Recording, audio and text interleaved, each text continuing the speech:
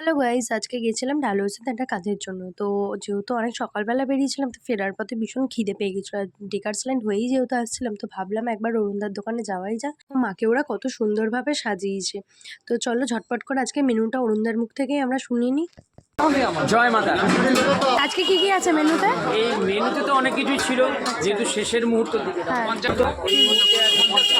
বেগুন সুন্দরী আছে, জয় মাতা, খিচুড়ি আছে, আলু 65 আছে, ডাল মাখানি আছে, মিক্স পনির, খিচুড়ি এটা ছিল। খিচুড়ি কত?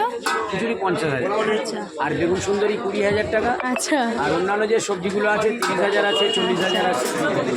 ঠিক আছে, একটা খিচুড়ি দাও দেখি। একটা খিচুড়ি ওনাকে দাও। মেনু শোনার পরে ঝটপট করে একটা খিচুড়ি নিয়ে নিয়েছিলাম। জাস্ট খিচুড়িটা অসাম খেতে ছিল, মুখে লেগে থাকার মতন ছিল। আমার তো সব থেকে বেশি ভালো লেগেছে যে দাদা অত ভিড়েও সবাইকে খুব সুন্দরভাবে টাইম দিচ্ছিল, সবার সাথে গিয়ে গিয়ে কথা বলছিল। তো আমি তো রেকমেন্ড করবো কেউ যদি ডেকার্স ল্যান্ড যায় অবশ্যই দাদার দোকানে যেও।